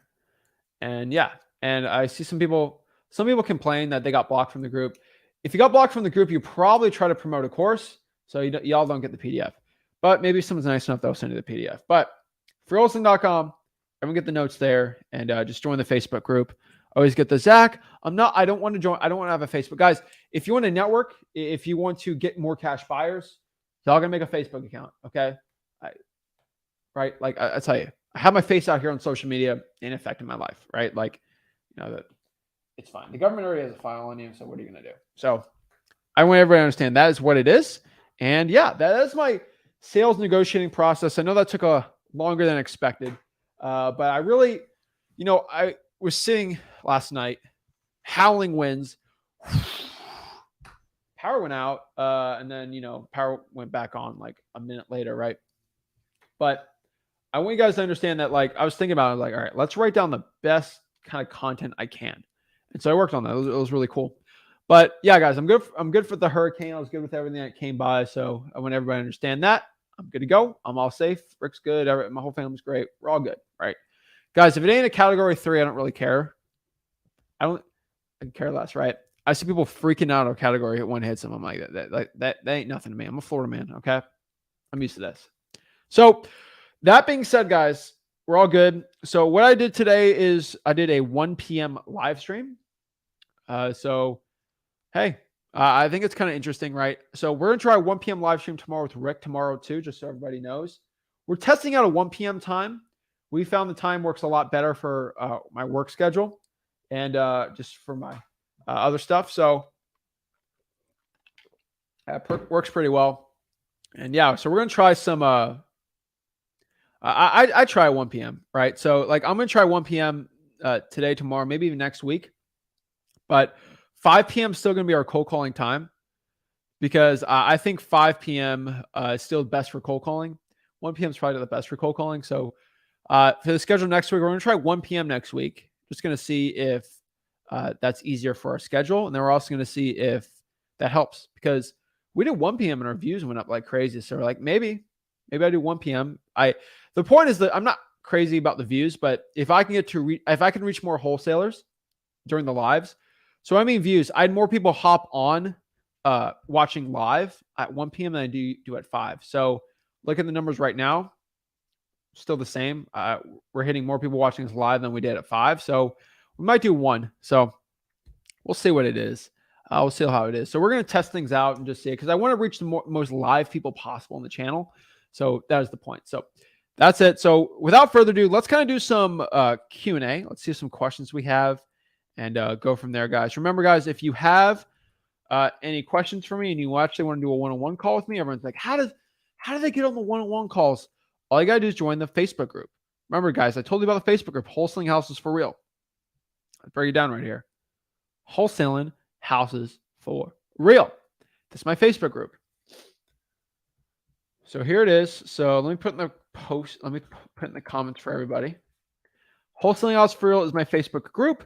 So this is where I'm going to post the notes. I'm probably going to post the notes somewhere here, right?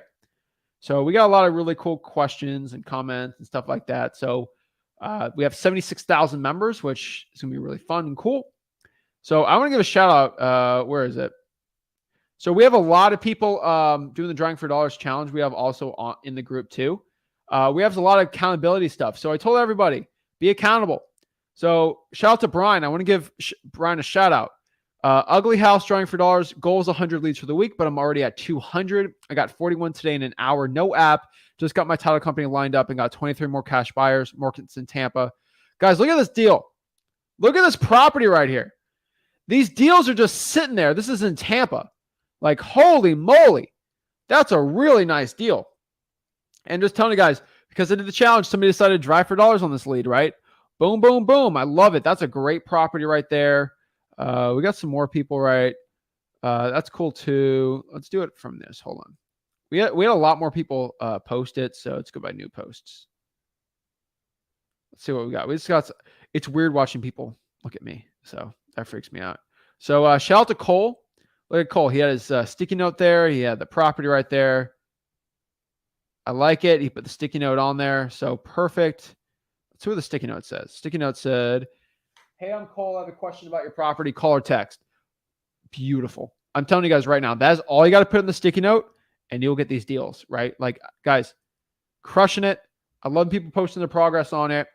Cole's doing really good, guys. We're also doing a giveaway. I think we're giving a year of Deal Machine. Brian also posted this deal. Look at this beaut. I think we're giving a year Deal Machine next Monday. I'll know by the end of this live because I got another meeting on that. I think we're giving away a year Deal Machine for free for people that are posting on these, right? That are accountability that get their first deal. I think we're giving some awesome stuff. But look at this, guys. There's vines growing out the property, boarded up, paint chipping away.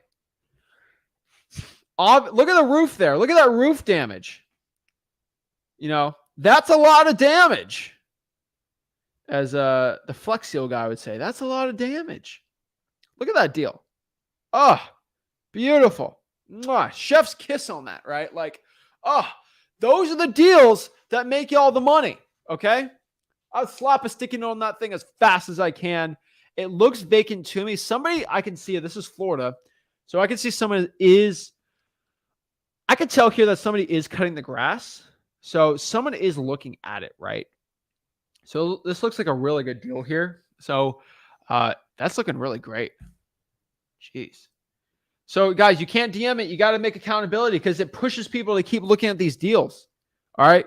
Because I get too many DMs. So keep posting it, guys. Go to Wholesaling Analysis for Real, and then you can hop on, talk to me one-on-one. But guys, I just want to give it like an update on the Drawing for Dollars challenge. Like, whoa, that's really like, it's amazing. Like I'm so proud that's doing it. I know so many people are posting on it, so we'll get those approved and sent to everybody on here. But guys, that Drawing for Dollars challenge, Driving for Deals challenge is amazing. We're changing lives. We're getting deals done.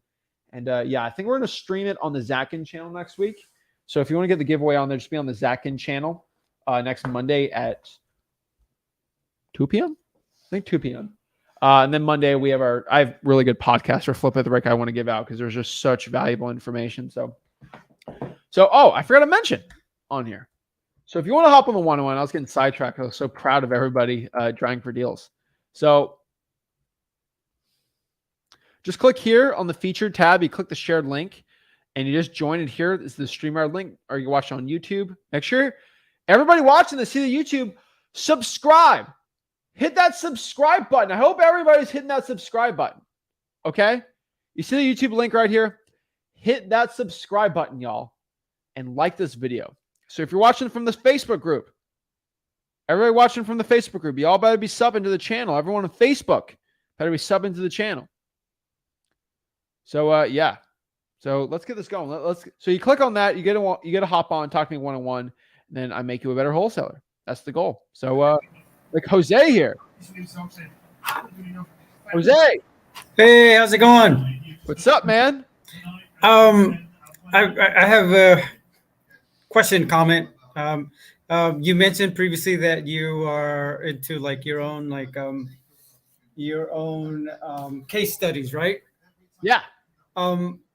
I am bilingual. I'm very new to this, and I found that being able to speak to some to some of these sellers in their native language helps. Is that something in the future for you guys? Maybe um, you kind of explore that so that those of us, whatever the language is, can take advantage of these resources. So I want to ask you a question here. Yep. What market are you in? Unfortunately, I'm in Southern California, Okay. but I'm also doing virtually Where are you virtually in wholesaling? Texas, Texas. We're in Texas. no, north of DFW, Okay. Collin County.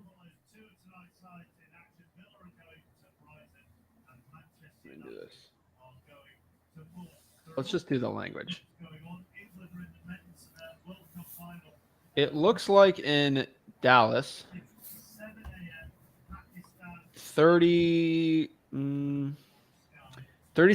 of people in Dallas can speak Spanish. So, sure, but that only speak Spanish. So let's do that instead. Speak only English, the non-English spoken by. I would say roughly. Actually, let's do this in America. How many people only speak Spanish in Texas? So in Texas, it looks like 13% of the population. Actually, no, they speak English too. I think it's less than 2 or 3% of people that only speak Spanish in Texas, in Dallas. So that might work, but you got to remember, I don't think this is like a huge thing you find. I find a lot of people that speak Spanish that go up to me and say, "Oh my gosh, nobody's talking to Spanish sellers. This is going to change everything." Not really, guys. So let me give you an update. All right. Yeah. I have a lot of buddies that speak Spanish. Okay, like a lot of them, and I've closed $40,000-$50,000 deals with sellers that only spoke Spanish, and I don't speak Spanish. Okay, guess what I do? I talk to their son who speaks Spanish, and then I Right. teach them. Yeah. Like, right? Like it doesn't really change much. Fair enough. Yeah. It doesn't really it doesn't change anything really. Okay. That works for me. Yeah. That's Easy what I enough. found. And honestly, like it's going to be 3% of the population, and most of the time they're going to have their son or daughter call you instead because they don't think you're going to speak Spanish. So that's the point. I see people talk about it all the time. I just like that. Like there's nothing concrete on in your experience. No, like I'm in Florida, and so Florida outside of Louisiana actually has one of the highest percentage of French speakers because of Haitian Creole. And I've closed deals with people that only spoke Haitian Creole, right? Pretty much French, right? Like Really? Yeah. Son or daughter. I'm not questioning. I'm just Yeah. Spanish, Portuguese. The other guy that only spoke Portuguese is Brazilian. Like I got friends that speak all these languages. They'll come with me. I'll give them $100 to help me translate, right? Right. It's really not that complicated. So no.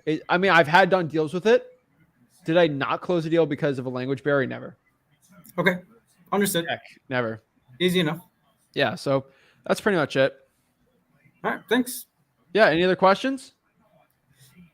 No, that was it. That was it. Okay. Who's in Mexico's group for the World Cup? Say that again? Who's in Mexico's group for the World Cup? We got Saudi Arabia, we got Poland, and we have Argentina. So is Lewandowski still in Poland? Still say it again?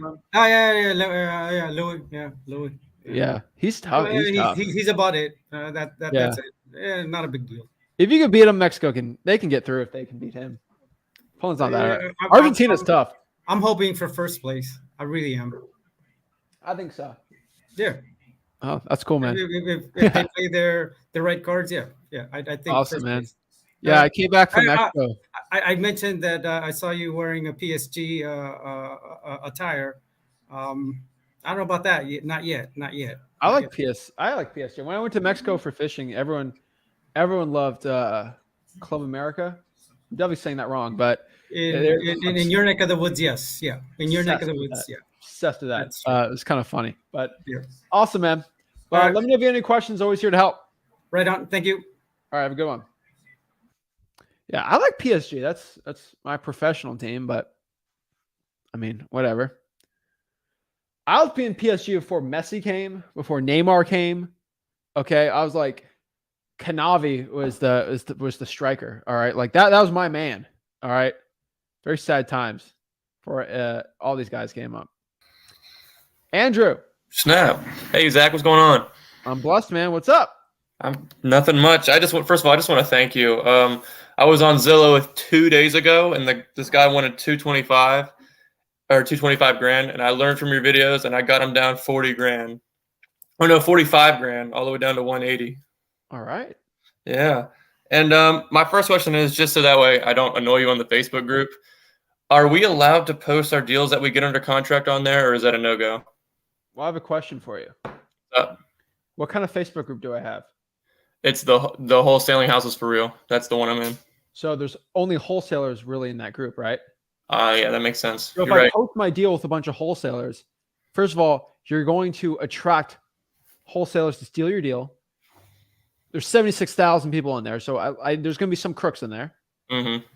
You're going to give your address out, and there's going to be no cash buyers. So the cons are so much higher than the pros on posting your deal in there. Yeah, okay. Yeah, that's a great point right there. And you're going to get fake cash buyers, fake wholesalers try to daisy chain your deal.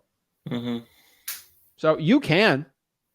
No. I have a cash buyer section because people just keep hammering me. Yeah. But you do increase your odds of all that bad stuff. So you also, then when you post the address, you have a risk of a wholesaler calling that person and saying, this Andrew guy's not going to buy your house. I'm going to buy your house. Yep. Yeah, So yeah. You can do it. I have a little section for people like they keep hammering me like crazy. Do it. But it's your risk. I would never do it. Yeah, I think I'll pass on that. And my last question here is, I almost had one under contract about 5 days ago. I got it for a pretty decent discount. I think it was like 15 grand under. But I guess I just want to know how to handle this objection here. They didn't want me to have and/or assigns on there because they've had it done before. I'm assuming by another wholesaler that didn't end up finding an end buyer. Okay.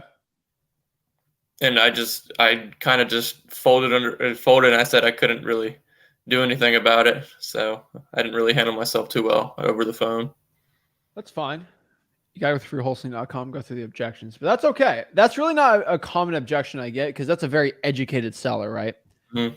My best piece of advice for you here is I've had this objection actually talking to tens of thousands of sellers like this, right? So I always say, I can put that there, but you got to understand that I'm buying this with my partner. So I don't know what company I'm going to buy this in. So I have multiple companies, right? I have a company for my rentals. I have a company for my flipping. And I have a company if I'm just going to do something crazy with it, right? Maybe I can finance it or anything like that. I have 3 separate companies. You got to understand, Mr. Sellers, I have multiple LLCs to protect me and my assets. So I might put under contract in the rental category, and I got to figure out I want to flip it instead. I might have to assign it from there. This is why I need assignments on there. That blew me away, dude. I could have. Oh my god. Well, time to go to freewholesaling.com. Exactly. That's all I had. Thank you, Zach. Appreciate it. I'm telling you, man, there's not one objection in wholesaling real estate that you can't overcome unless it's like price, but price can always bring price down. Absolutely. So you're fine, man. All right. Thank you, Zach. All right. Appreciate it. Boom. Guys, we're experienced investors. Your cash buyer will have multiple LLCs most likely. So yeah. Justin. What's going on? What's up, man?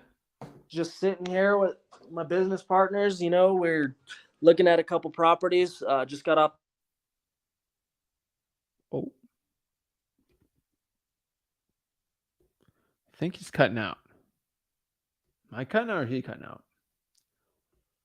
Question that I had was, she was selling it for 180, and it's a pretty much 90% renovated home. The only thing it needs is exterior stucco, and she's willing to let it go for 135, possibly. Okay. But homes in that area are going from 140 to 170. So there's not a lot of playroom there. So is 180 her asking price or the ARV? Like what's that 180 represent? So that 180 would be their original listing price with the realtor. Justin, that's an ask. There's a reason why it's called an asking price. Yeah. They're asking. So there is room to negotiate, of course, which of course we got I to. care less about that. I care about what the thing's worth to a cash buyer. Yeah. So So it's like that dollar bill, right? Like if it's $140,000 bill, I don't care that you're trying to sell it for 180. All right. I think his internet went out. But what I mean by that, so he can watch the replay on this, is $150,000. Let's call it $100,000 bill. I don't care it was listed for $130,000. I care less. That doesn't change. That doesn't change my offer. Okay, it's what the thing's worth. That's what changes my offer. Bill. Bill. Bill. Bill. Bill.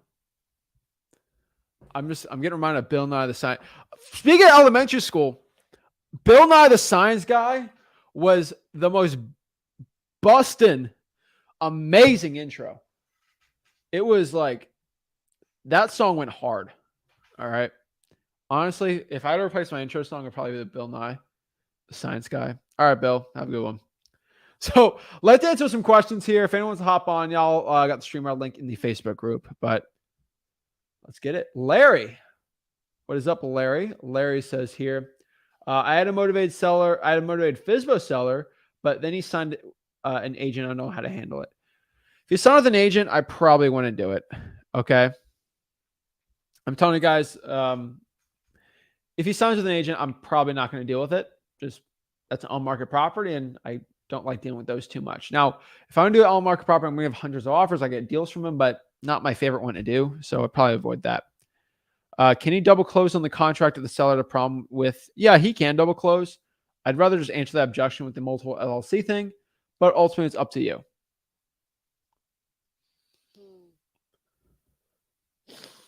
Let's see here. Zach, I was about 12 minutes behind as I was taking notes. I had no idea you're doing a PDF. Yeah, I'm putting the scripts in the Facebook group. So I put them in there. Yeah. What's up, Zach and Rick? You guys hiring? Not if you're not local. This is all very simple. The important part is to find an investor-friendly title company and make sure exactly this company is being used for this transaction. Exactly, guys. The reason why I don't hire subscribers or wholesalers in my own company, I just want everybody to understand that, is I teach entrepreneurs. I do not teach employees. I mean, I do teach employees, but I teach in a different way. The reason is, if you're watching this, you're a visionary. I want to bring you to 100K, then $1 million, right? If you're just going to join my company to just leave, I don't want that. Like, I'm here for employees that work for a while. So yeah. Luis. What's up, man? What's up, man? How you doing today? I'm blessed, dude. That's great. That's great. So I had a question. For the Facebook group, I'm not able to see the chats, but you said it could be because I'm blocked or something like that. What chat? Like on the group, on the wholesaling. You can't comment? Yeah, no, like there was like a chat where like everybody would send stuff like messages, regular messages, but I can't see. Oh yeah, that Facebook anymore. blocked that for bullying and harassment. Oh, because there was that one dude, I saw that. Oh Yeah. really? I wasn't moderating enough. There's too many chats going on, so it got blocked out.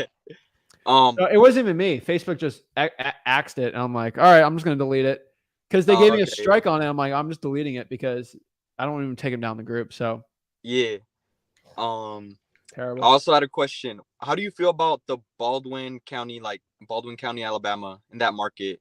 Would you say it's a good market, or because I was looking at list source, and I saw that they had a bunch of cash buyers there. So I started trying to pull probates from there and stuff like that. And so far I've gotten a good amount. I'd say maybe 50.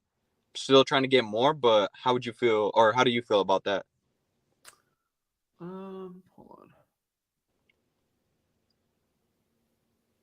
Okay, what's the largest city in Baldwin?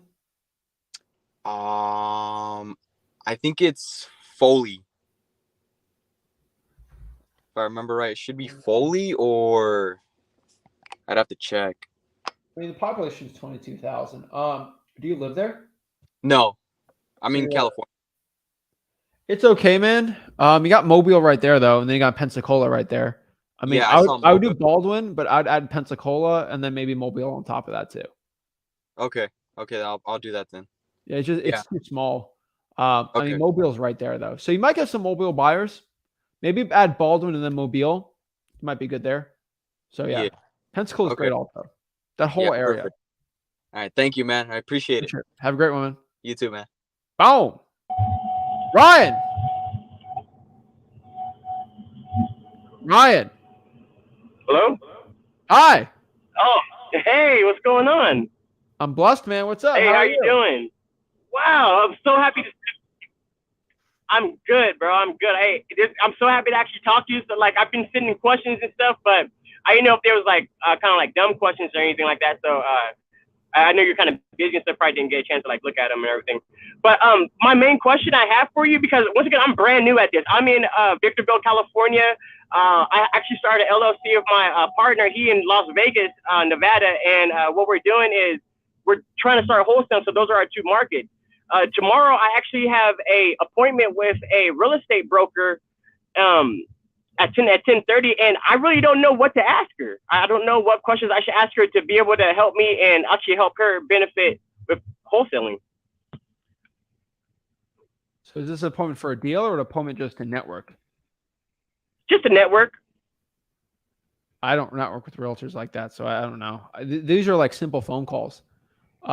If you have a property and you can't sell, I'd like to buy it for cash, or if I have a deal, if you have a cash buyer, what kind of realtor is this? Is this a buyer's agent, seller's agent? Like what? To be honest with you, I'm not 100%. My sister's a notary, and she was like, "Hey, I'm about to go. We're about to go out to eat," and she was like, "Hey, I gotta go drop off this car to this lady," and she was telling me that she was a real estate agent for like 20 years, and she just now became a broker. So I'm not for sure what kind of real estate agent she really is, though. I'm about to go ask her tomorrow and find out like a little bit more information, because literally I haven't even talked to her. My sister just set up the appointment for me. Let's see. Roughly, what is it? 212. Hold on.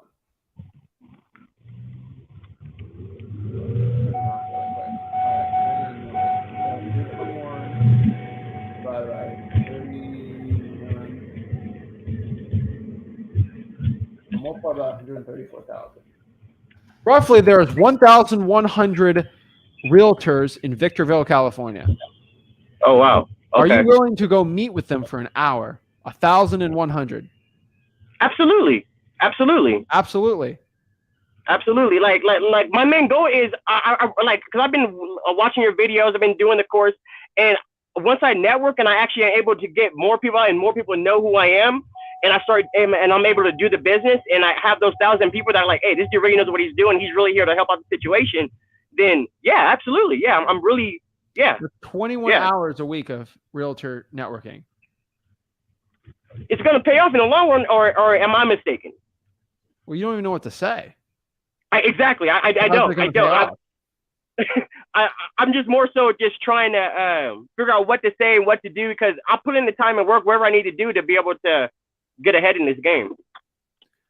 I honestly, man, like, I think you're trying to travel 30 miles by walking when you can just use a car. That's the way I'm looking at it. Yeah, you'll get there by walking there, but like, what's the point? If you spend 20 hours in Victorville drawing for dollars and reverse drawing for dollars, you would get way more deals, make way more money than a realtor. Okay. What are you gonna do when a realtor says, "Yeah, I have cash buyers. What deals do you have?" Hey, I'm brand new. I'm trying to network. Like, but get back to me when you got deals. Versus you have 3 deals under contract in Victorville from drawing for dollars, and you can just call them up. Hey, I have a deal in Victorville. I'm looking to wholesale it. Do you have any buyers? Boom. Okay. Roughly out of 1,100 realtors, I would say 50 of them have good cash buyers. Okay. Those people aren't going to give you the time of day. Unless you...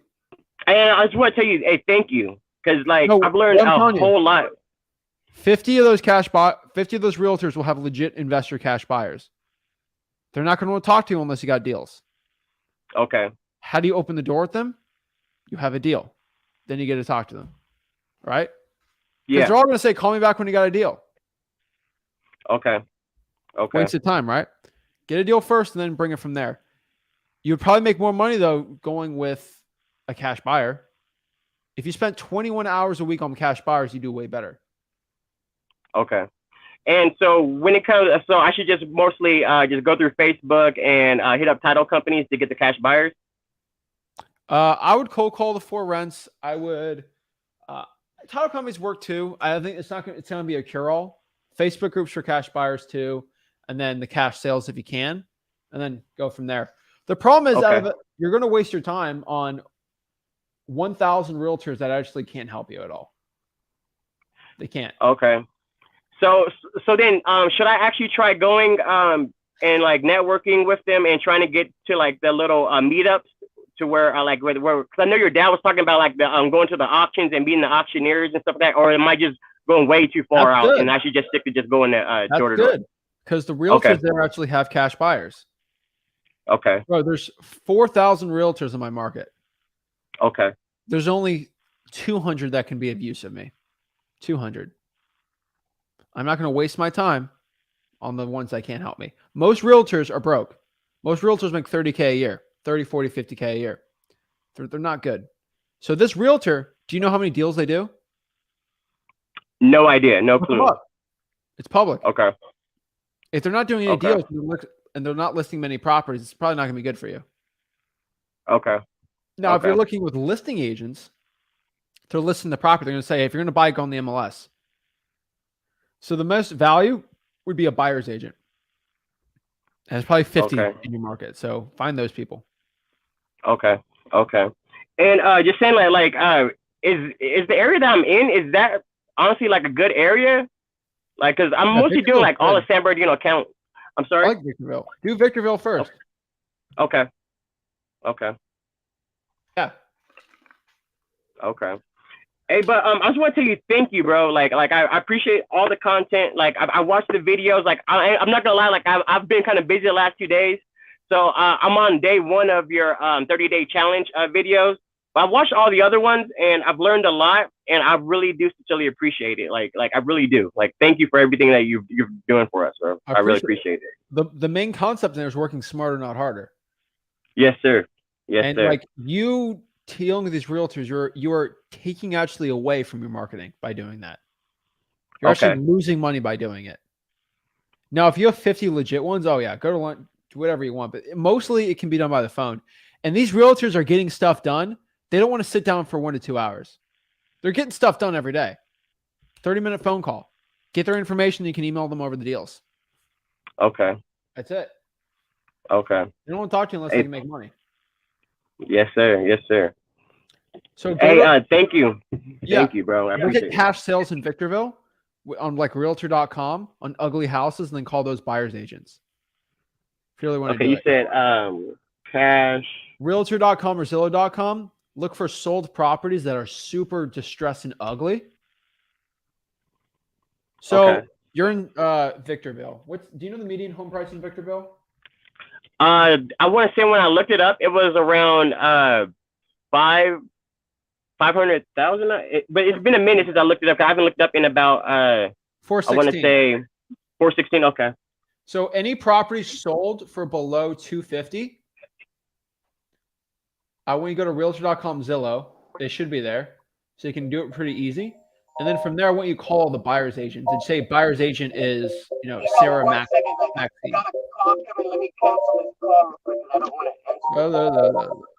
right, I'm gonna meet you there, so I don't get a copyright strike.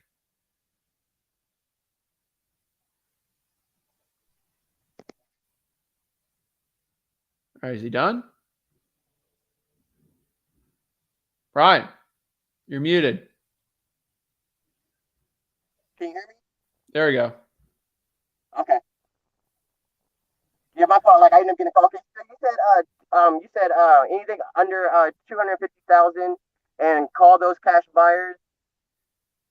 Well, no, the realtors that represented the buyers. Oh, realtors. Okay. And then Okay. boom, those are the realtors you should deal with, not the one your aunt, found or something, right? And look up Yeah. that realtor and see how many deals they've done. Okay. It's like a guru, man. If a guru ain't doing any deals, why are you going to listen to him? Why are you going to listen to a realtor that hasn't listed any properties? Okay. You're right. Yes, sir. Okay. Legit, I've had people in my Facebook group call me broke. I don't know what I'm doing. I look them up on Realtor. They say they make $100K a month as a realtor. I look them up. They made $20,000 in the past 2 years. Like, it's all public how much they make. That's why I hate about realtors. It's so funny. But you can look up anyone as a realtor. So it's just funny. All right, man. Look them up, man. Thank you. You have a good one. You too, man. Boom. Awesome. Shout out to Ryan there, guys. I'm not against meeting realtors, right? I'm against meeting every single realtor.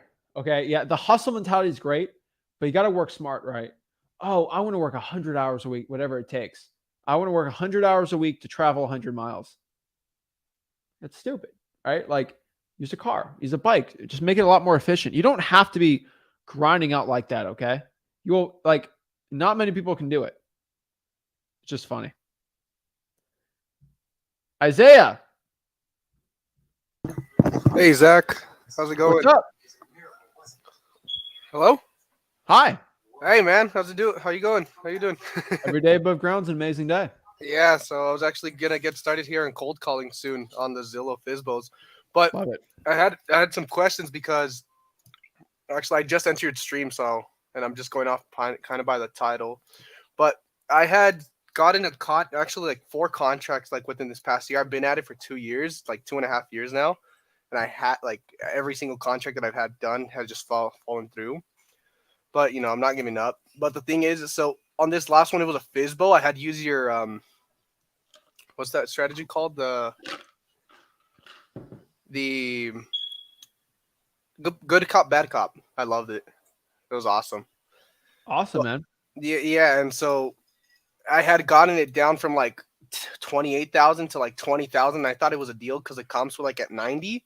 And the rent was like at 900 to 1,200, so I thought it would be good for like a landlord, or but it just fell through. And they said because on the appraisal it was only 7,000 for the house. Isaiah, let's change your language, okay, man? The deals do not fall through. All right? Do you understand that? Yeah. The deals either did 2 things. There's 2 reasons why you didn't make money off of that.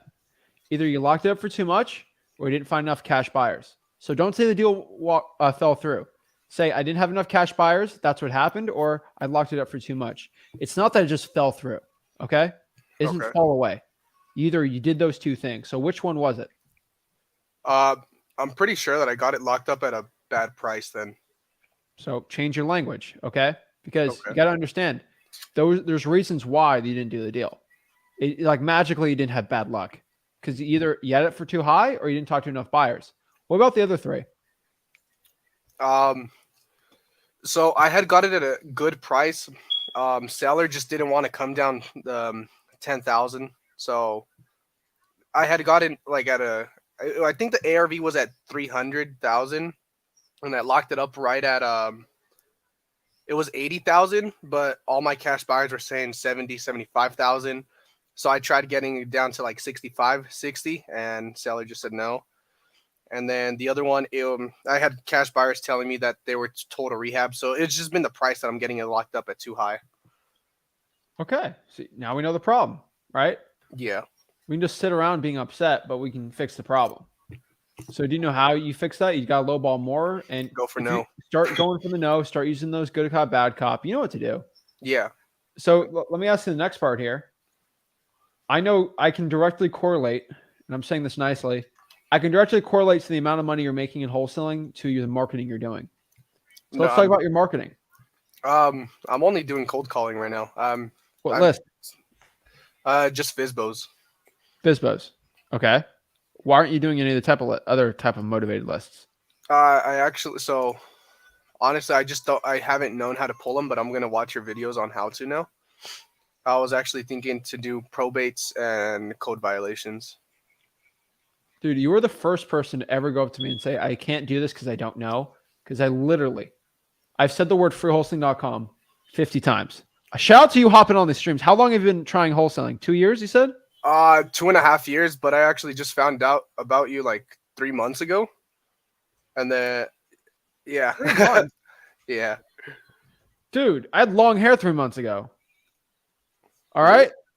I don't know. It was a little while ago. Dude, 3 months is a while, man. Okay? I had hope for the Florida Gators 3 months ago, okay? That's how far 3 months ago was, all right, man? Dude, how many times have I said freewholesaling.com in the past 3 months? A lot. A lot. And how many times have you gone through it? Honestly, like once, but not like all. Why? All right, unless you are sick of not getting these deals under contract unless you are so sick of not doing deals, unless that is greater than your fear of going in the free course, you're not going to change. No, yeah. To change, you have to make a change. Yeah, I understand, Zach. That's it. Yeah. I okay, so here's the thing. I was like learning a lot of stuff from like another YouTuber and also you. So I kind of was like, I just want to take action other than just keep learning. How's that fared for you? It hasn't. But that's where I kind of get stuck at, because when I guess since I got not the analysis, well, I took more action, but then I'm still failing at that action. But I kind of wanted to take the advice of just fail forward. Isaiah. Every other YouTuber pretty much tries to confuse you on wholesaling on purpose to sell you a course. So if you're listening to another YouTuber, they're purposely feeding you information to confuse you, to not give you good results. The only solution is to buy their course. So either you bought their course and now you can kind of get some good information, or you go through freewholesaling.com. These are your choices. You haven't gone through the free course and you've gotten confusing information. So this is not a good recipe for success, right? Yeah, bad. You know what to do, man. Yeah, awesome, Zach. Thank you. All right, have a great one, man. Yeah, you too, man. Wait, what market are you in? I'm doing Birmingham and Montgomery, Alabama. Where do you live? Texas. We're in Texas. El Paso. Why don't you do El Paso? So actually, as of like 3 days ago, I was like, I'm gonna just do local. And so I just need to go through freewholesaling.com though. Go local. Yeah. Because I just don't know how to do comps without Zillow. But I'll go through freewholesaling.com though. Isaiah, I want you on here next week, and I'm gonna put I'm gonna put you to the flame. All right, like I'm gonna make you, unless you're not willing to do the work. If you want to hop here every week, I'll put your butt to work. I'm willing to do the work, man. It's been 2.5 years. You could ask my fiance right back here. She sees me on this every day. She's on here every day. She'll be in freewholesaling.com every day, man. So let me help you out.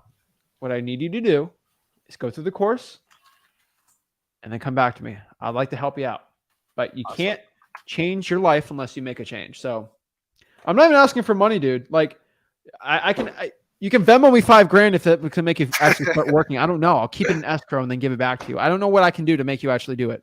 No, yeah, I'm gonna do it. All right. So like, it's there, man. Get it going. Awesome. I appreciate it, Zach. Have a nice one, man. Appreciate you. Have a good one. Cole. Yo, dude. So, you know what? I'm working through like this mental block. How did you get through the mental block of like cold calling? Honestly, that's what it is, man. I have like, I picked up 3,000 code buys. I've got 92 zombie properties. I've got 277 pre-probates. Like now I just need to just get off my ass. You know what I'm saying? Yeah. I just started reverse driving for dollars yesterday. And I don't know what happened to all of it. I mean, I'm in Orlando, so maybe the hurricane blew everything off, but you know. Okay. So yeah. I mean, this is kind of an age-old question. I don't want to do work. How are you going to get the work? You just do it. So the thing is, how I did it, my fear of not becoming rich and successful was greater than the fear of me sitting on my bed all day doing nothing and partying, right? My fear of not taking care of my future family, the fear of not taking care of my mom, the fear of, if I have any dogs or whatever, I can't, pay for their bills or anything. The fear of all that stuff was so great to me that thinking of that versus if I don't do that, I'm going to work a bag boy job the rest of my life.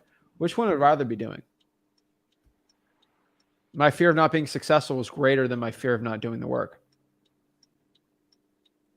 Once I made that switch in my mind, no video games, little video games, nothing too crazy. I stopped all the stupid stuff, went to work. That's it. Okay. All right. Nobody remembers the people that quit. Nobody. They only remember the successful people. Right? Yeah. That's it, man. Do you remember the Pharaoh in Egypt that got conquered by Alexander the Great? Is there a reason? No. You remember the guy that conquered him, gonna though, say right? no because You remember the failed. winner, Yeah. right? Do you know who lost?